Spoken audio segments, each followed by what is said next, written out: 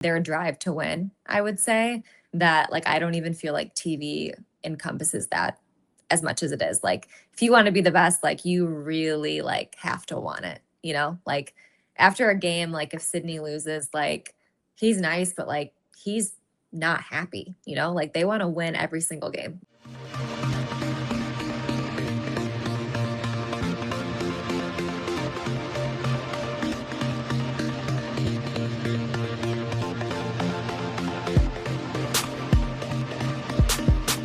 Welcome into another great week, another great conversation here on Cousins Conversations. And I'm glad to have Hailey Hunter, who made some time for me. And I'm glad she did because she is coming off a 14-day in a row stretch working for a golf channel. So, Hailey, I appreciate you making some time for me out here. 100%. I'm so glad we could finally do this. Thanks for having me on. All right, let's get into it. So, you were at the John Deere Classic, you were boots on the ground there. What did you think about Chris Gotterup's win? He's out here with his fourth PGA Tour win in the calendar year. Yeah, it's pretty amazing. I feel like we're just starting to finally see a glimpse of just how good this guy can be. It's amazing what just getting a couple wins under your belt can do for your confidence. And I have to be honest, I mean, it is a chasers tournament. So obviously you can expect a guy to maybe come back on Sunday, but he was like, I believe at least 5 strokes behind the leader coming into Sunday. So I just felt like he's having a great round. You start seeing him moving his way up the leaderboard, but is he actually going to be able to catch the leaders? And fortunately, sometimes you have a couple of guys at the top of the leaderboard that, you know, go over par or even the last 5 holes or so. And that's what happened. So yeah, it was exciting. It was cool because his brother was on the bag. His brother has caddied for him a lot on the Korn Ferry Tour, but he's never actually won with him on the PGA Tour. But he had to go back to his day job. They were hoping, he said, that they'd get an extra PTO day for him to at least celebrate on Monday. But that's got to be funny. You win a PGA Tour event with your brother, your best friend, and then, all right, back to your day job, back to reality. Yeah. I mean, yeah, he wants a PTO, but he's still got a good payday. So I guess you can't totally complain about that, about the good payday from his brother there, for sure. That's true. Yeah.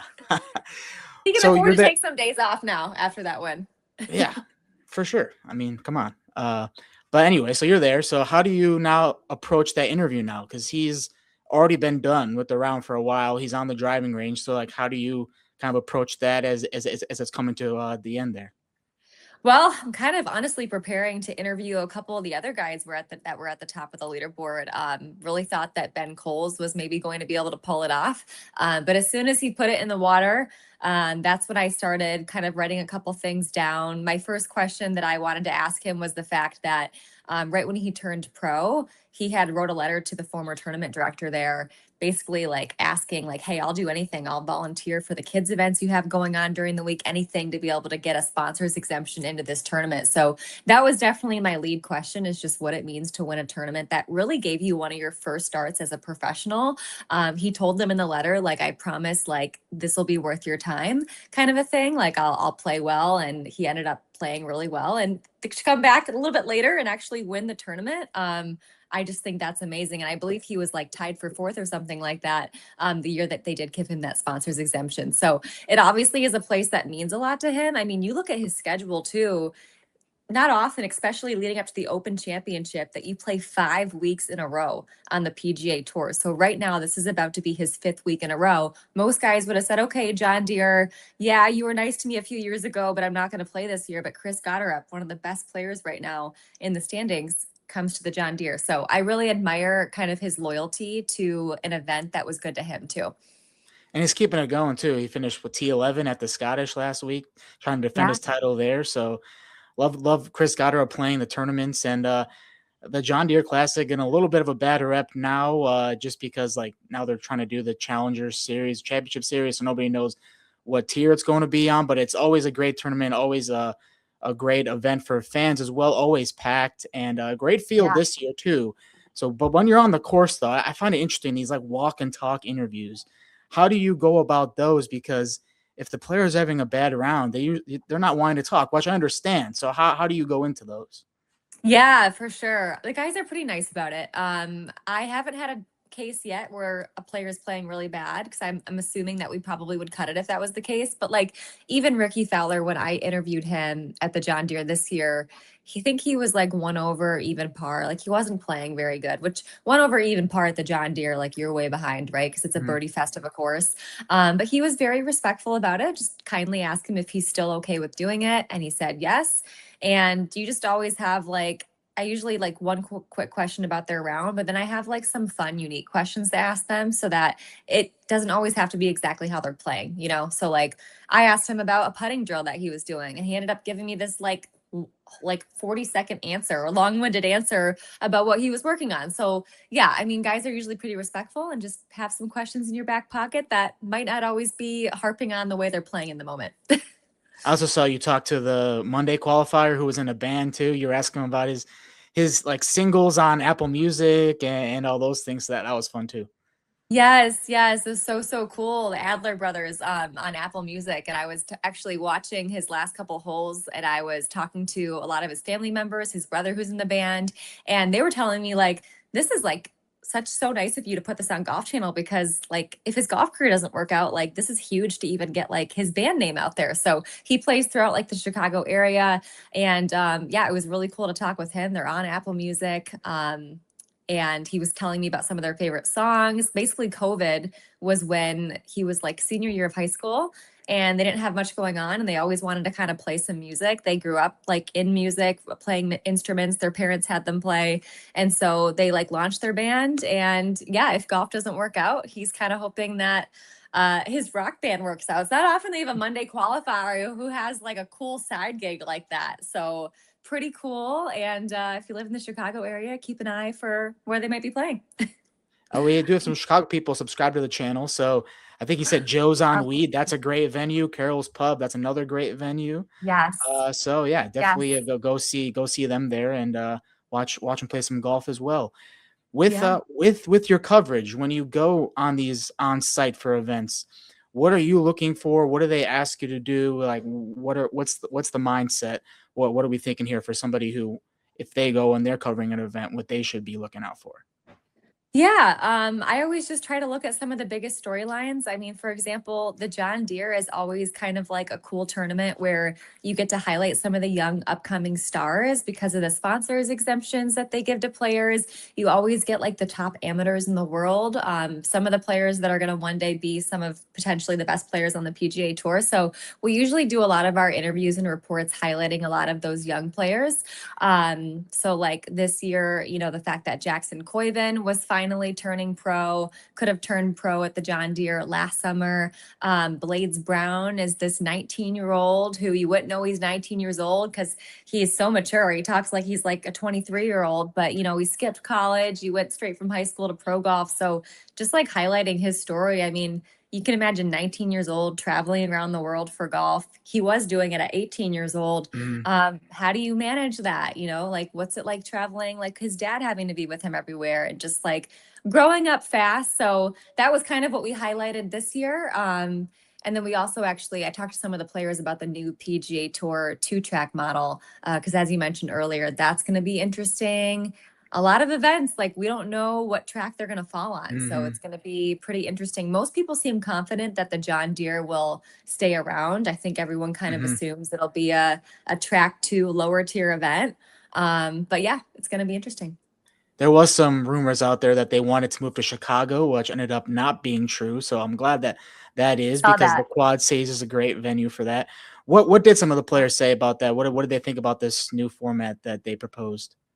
Honestly, I kind of expected being at the John Deere, maybe players to be more negative, because like a lot of those players mostly are guys that fall above the top 90 in the standings, which means they'd be playing for less money on the lower tier. But for the most part, guys just used it as extra motivation. I think they really liked the fact that they're just going to have more of an understanding of what their schedule is, because so many of these players don't know where they're playing a couple weeks from them, just based off of like if they get in or not, the standings. So I know a lot of guys have some peace of mind knowing where they're going. going. But it will be interesting. Like I talked to some of the Canadian players, the Scottish Open, the Canadian Open. It's going to be interesting what they label that because, like I was talking to Taylor Pendrith and he was like, that's my favorite event of the year to go play the RBC Canadian Open. So if I'm, top 90 in the FedEx Cup standings, he's one of the better Canadians right now, and I can't play in that event because it's a Challenger Series event.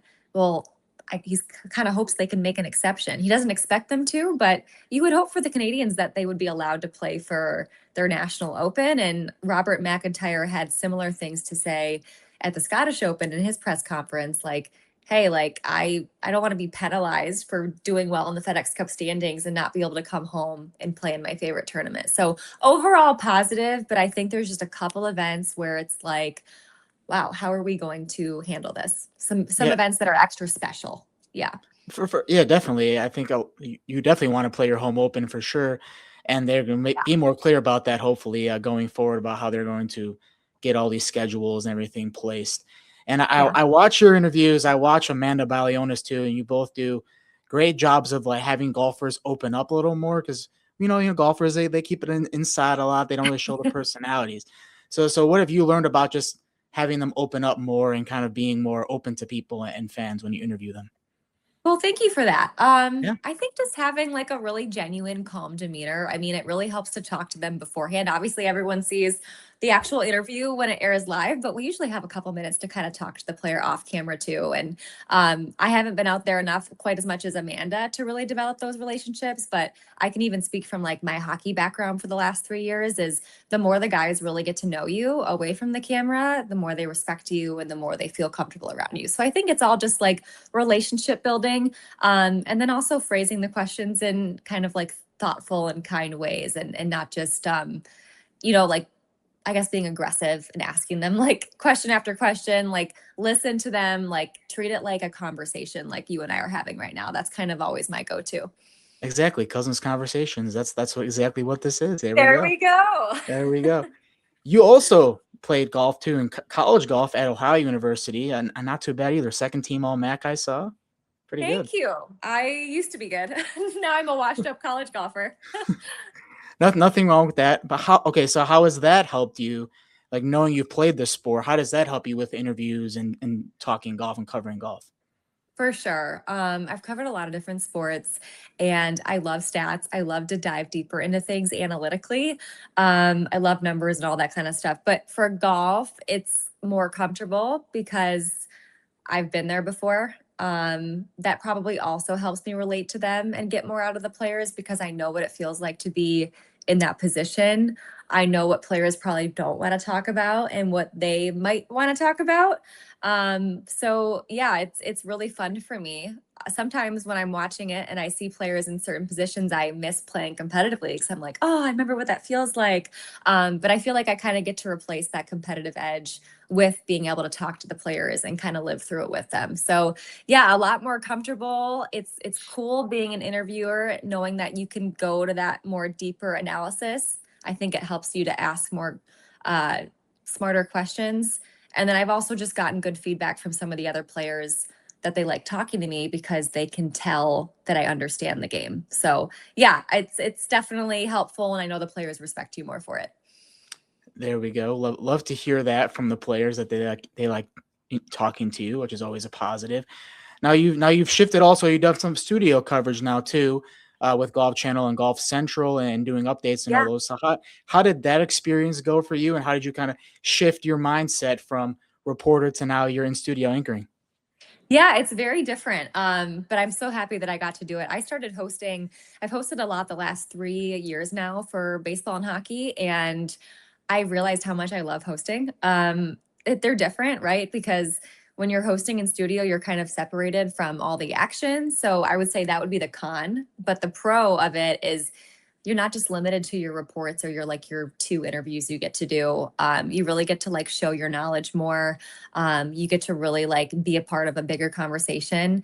And so I really like that aspect of it. I like to share my opinions and offer more, whereas you're a little bit more limited in the reporter role. It is a lot of work. I mean, we just covered, there was 2 majors going on the Champions Tour and the LPGA Tour, 2 PGA Tour events. We had celebrity golf, we had adaptive golf. So you're basically waking up in your hotel room and I am turning on the TV and I'm taking notes on the Epsom Tour in France.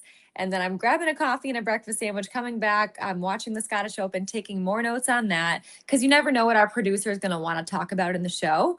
And you don't really have time to script anything. So I just like to have a bunch of notes prepared. And then when we kind of get the show all figured out about a half hour before we go on, it's really just like ad-libbing a conversation. And when leaderboards come up and stuff, I'll have little nuggets already prepared from my notes throughout the day. So a lot of people just see like the hour show that we do, but there's actually a lot that goes into it because you kind of got to know everything. There you go. There's some behind the scenes for you, anybody watching out there. And you were talking about it like reporting. You kind of have to get to the point, keep it short. Kind of, you're leading into another interview or some type of Yeah. soundbite. But in the studio, you're just trying to like have some points and keep that conversation going and have some, good conversation going back and forth. So that's what's a Yeah. little different about the studio. Yeah, but it's nice too because you get to like actually share more of your Mhm. opinion on things. You get to like kind of like hosting a podcast, like you get to really like talk more about things in detail. Whereas, yeah, the reporter role, it's like, okay, this is my 1 minute of airtime, and an hour later I'll get another minute of airtime. So it's nice. I've like my whole life I've always loved talking to people and getting to know people. And like growing up, my parents called me a chatterbox. That was my nickname. So it's like when you're hosting, you're like, okay, this is now I just get to talk. This is great. So I love it. There we go. The perfect guest for the show with talking right here. You also tried to play professionally too. I saw, right? You were like you tried to qualify for the Q school for LPGA.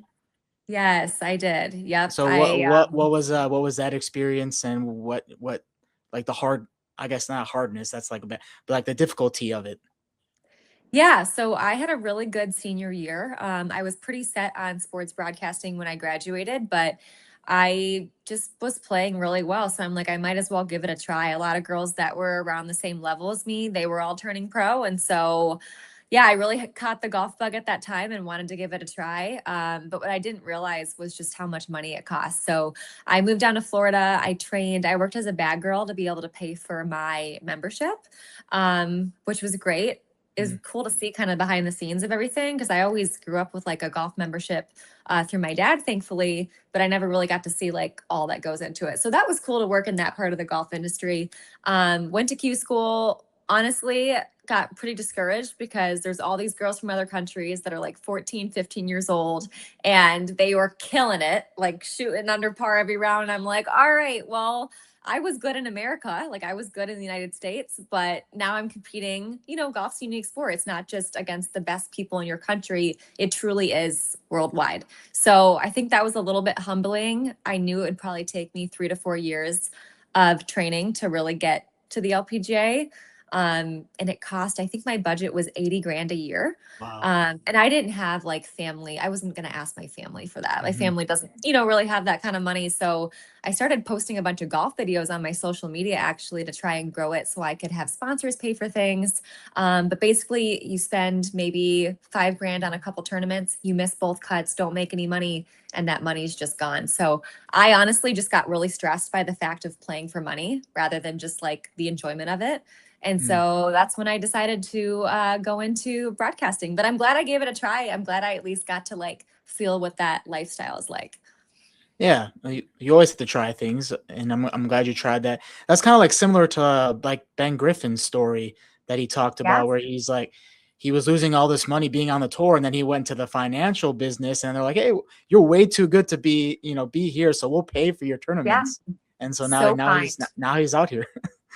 So kind because they're expensive and obviously he has so much talent. So I'm so happy that worked out for him. I remember that story when I was covering a lot of the Korn Ferry Tour championship stuff in like 2020, 2021. That was pretty cool to hear. So yeah, I'm so happy for him. But there's a lot of golfers out there. They're living out of their cars, like they're trying to make ends meet. And you hear about a lot of the guys who do make it, but there's a lot of guys who don't make it too. So it's a grind. Yeah, you mentioned the Korn Ferry Tour. I'll actually be out there next week when Oh, they're here in the Chicago area, out in Glenview exciting. at the Evans Scholars Invitational. Previous winners, Scotty Scheffler, Cam Young, Johnny Kiefer last year. So having covered the Korn Ferry Tour, what should I expect? Oh, I mean, these guys are grinding, man. And Yeah. honestly, like it's a really good preparatory tour for the PGA Tour. I feel like the thing with some of the Korn Ferry Tour venues is, maybe it's not quite as challenging with the venue and the pin placements and things like that. But for the most part, like it's pretty similar to the PGA Tour. So yeah, I mean, I feel like guys that just love the game, right? Sometimes when you get on the PGA Tour, guys have been making a lot of money for a while, but like Korn Ferry Tour guys are like, they're chasing their dream, right? They still have like that fire in them to make it to the PGA Tour. So just a lot of passion for the game and really cool stories. That's what I loved about my time covering the Korn Ferry Tour. For a couple of years, I covered those qualifying stuff, and there's just the stories you hear, like Ben Griffin. It's Mhm. amazing. So that's my favorite part of it. All these guys have different stories, different pathways as they're chasing their dream. We love good stories, and you mentioned the grind competitiveness out there. Perfect industry that we're both in for that. I mean, just with Yeah, what we both done. I mean, I've been local news, you've been local news. You were in yeah. Jackson, Mississippi. So what was your experience in local news covering the SEC, and why you felt you needed to go to local news? Then now where you're at now. Yeah, good question. So I took an internship with the LPGA right when I stopped playing pro golf. I did 8 months. I tried to play pro. Um, Worked my way up into a full-time job. Was with them for like 3.5 years. But I bring that up because I was hoping to do a lot of on-camera stuff, and there just wasn't a whole lot of opportunities. And so I got to the point where I was like, okay, and I should have done this initially, honestly. That's why I tell everybody just go to local news right away. But sometimes you want to go to like the bigger named, Mhm. organization, whether it's ESPN or the LPGA. And then you learn, okay, like I've really got to get these reps on camera. So that's when I actually took a pay cut to move to Mississippi. I just went to indeed.com, had put a bunch of applications out, and they responded back to me. And so it was kind of like, a random move for me. I'm from Michigan. I was in Florida at the time.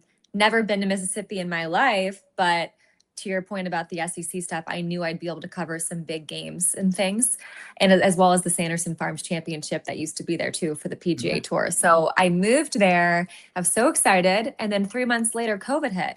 So I'm in Oh, this like studio apartment, and I'm like, okay, well, all the sports championships were being canceled. So I'm like, I moved here for sports. So my first like 6 months on the job was nothing but I know you did this too, nothing mhm, but Zoom interviews, mhm, which is probably a good way to like slowly break into like learning how to do good interviews and stuff. But mhm. yeah, it was a lot of interviews in my apartment, and just I remember I'd go to Barnes and Noble once a week and send out all these DMs to people, hoping they'd respond, like former pro athletes that were back for the summer and stuff, to just do like interviews. And most people were nice and got back to me, but it took a lot of like, you really had to be your own producer, as you know, and set everything up. So it was And great. nothing like learning the industry pretty much by yourself on your own like that. Like that's what I Yes. mean. I learned that way too because I was promoted to sports director at my first station, and then Yeah. COVID hit, and I didn't really know the market that well yet. And so here Oh, I am doing the same thing you are. I'm DMing people and everything, and yep. so we both kind Yep. of baptism by fire, both of us here. Literally, you're just trying to get enough content and make it work. But when live sports came back, it was really cool to go to those SEC games and cover Mhm. everything. That was what really got me into football. I grew up around hockey and golf, but being in that atmosphere, like there's nothing like the SEC. So that made me a football fan, that's for sure. What were you closer to, Ole Miss or Mississippi State? They were about the same. I would say Okay, Mississippi State was, I think, like 2 hours and 15 minutes. And then Ole Miss was like 2 hours and 45 minutes. And okay. I could have just taken the highlights from the TV, and done my sports cast, but I was trying to build a highlight reel. So I Yeah. would literally drive there like twice a week. My sports director, I think, thought I was crazy, but I was trying to build a highlight reel. Yeah, So yeah. I would just drive there and back in the same day, like twice a week for basketball, baseball, football. And I would do live reports and stuff and it was the best thing ever because I'm going live all the time. As you know, like the more reps you get, the more comfortable you feel. And I'm just so happy I did local news. I tell a lot of up and coming people out of college who want to go into broadcasting that's the best route because you just learn so much. So many reps in local news, and also relationship with your car, your station car.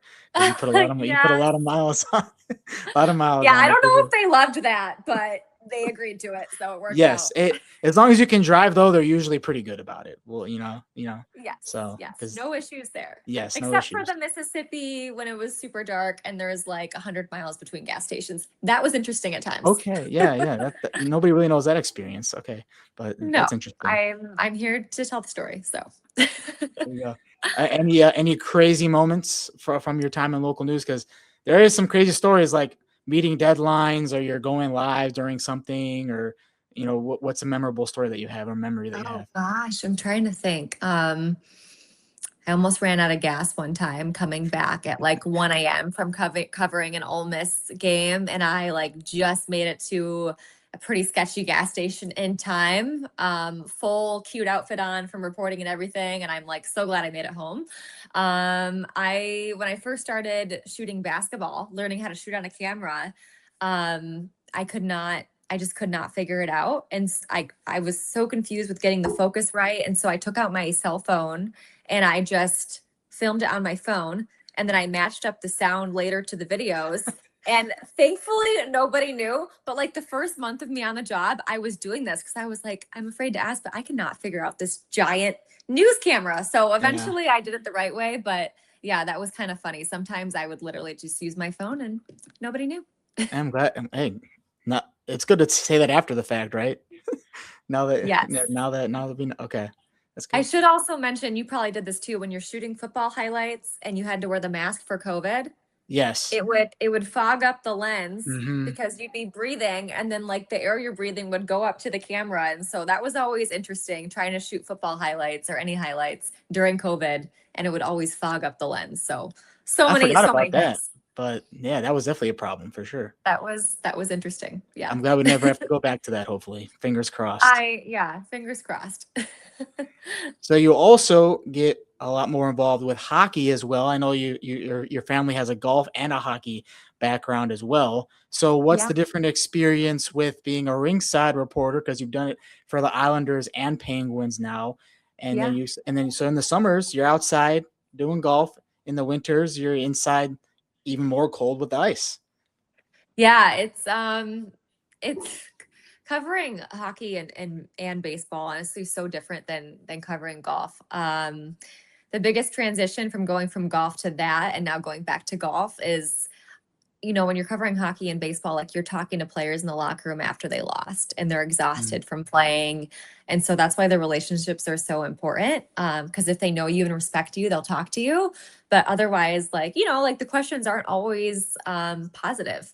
And so you're critiquing their performance. Whereas golf, for working for Golf Channel or the tour, they're bringing me the players that I'm interviewing are the players who were the top of the leaderboard who have played well. It's very rare that you interview a player that just got cut, So that's like the biggest difference. When I first started covering hockey and going in the locker room, I'm like, wow, like I got to talk to a lot of unhappy players.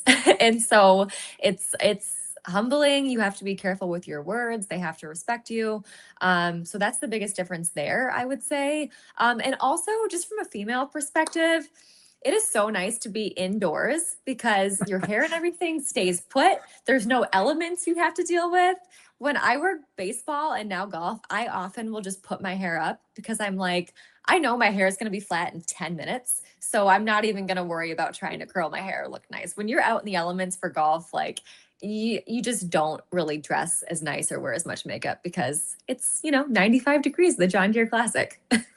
Yeah, I'm gonna say, especially when it's almost 100 degrees. Yeah, no way. You don't want to be messing with anything crazy like that. And you've also been able to interview some legends like Sidney Crosby, Gino Malkin, everybody on that Penguins team. From somebody who's like sees them as like future Hall of Famers, and they are going to be, did you like actually feel any nerves like interviewing them, or do you just try to treat it like any other interview? I would say the first time that I was meeting Sidney at media day, there was a little bit of nerves. I grew up in a big hockey family. Obviously, he's the biggest name in hockey. Mhm. But no, pretty quickly those start to go away because I'm traveling with these guys every day. I'm on the bus with them. I'm on the plane with them, and so you really get to know these guys personally. I mean, there's a lot of these guys that like I'll stay friends with. Even past working for the Penguins because you're just around them every single day. So, and I will say, like Sidney is one of the kindest people ever. He'll talk to you every single day if you want him to. I don't always ask him to talk to me every day because I don't want him to talk every day. But like if I need something, was always willing to talk and just a really good leader. So yeah, it was really cool to like get close with some of those guys, see them in a lens that not everybody on TV gets to see them in, see their jokes off camera and just like their camaraderie. And yeah, it was really, really fun. And I can't say enough good things about Sidney. He's just the best. Good guy to root on. Thinking about those car stories to now flying with the team, being with the team. I mean, completely different dynamic. How was that Yeah. experience? It was very nice. I am not going to complain about private flying. That was definitely nice. The planes for hockey, they were all first class, so I could always get a lot of work done. You know, it kind of just feels like doesn't even feel like you're on a plane because it is really nice.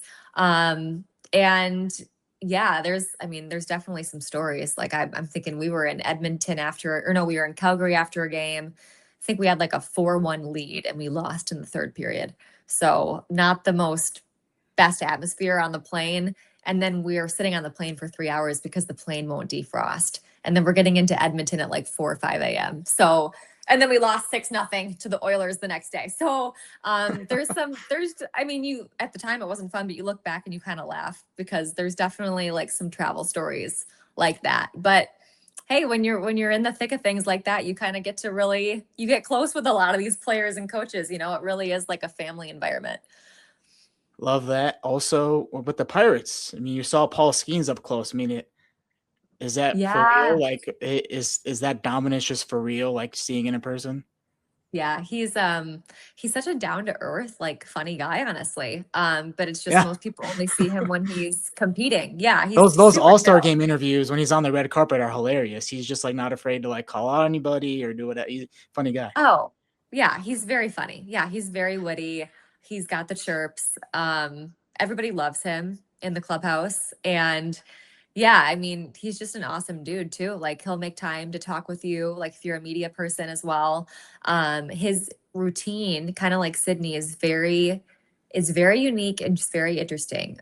Some of the best players, they're so disciplined with their warm-up routines. And I'm talking like every 10 minutes, he's doing something specific and it's consistent. He does the same thing before every game that he pitches. He does the same thing, even when he's not pitching. You know, like there's such a routine.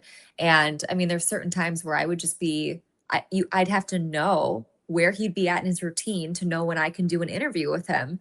And that's how you get an interview with him. Because otherwise, like, he's doing stuff. So it's very interesting. It's very impressive. Like it just shows like the best athletes really are just so disciplined. What's the most fascinating thing that you've learned about talking to athletes over your time? Because you were talking about Mm, like routines and stuff. Like you're saying, Skeen's doing the same thing even when he's not yeah. pitching. So what's been the most fascinating thing for you that you realized? Oh gosh, that's a good question. The discipline thing is definitely up there. Um, Maybe just how much they want to win, like just like how heavy the competitiveness is. Like you see it on TV and stuff. But like after losses and things, like these guys really do like let that stuff weigh on them. So just like another level of like their drive to win, I would say that like I don't even feel like TV encompasses that as much as it is. Like if you want to be the best, like you really like have to want it, Like after a game, like if Sydney loses, like he's nice, but like he's not happy, Like they want to win every single game. Every single time they get out there on the ice, every single time they get out there on the field, like they want to win. So Yeah, that's what makes the best right there. The yeah, want to win. competitive. For you, what keeps you going in this? Because it's not an easy industry out here. We talked about the competitive side of it. So what keeps you going? What keeps you grounded out there?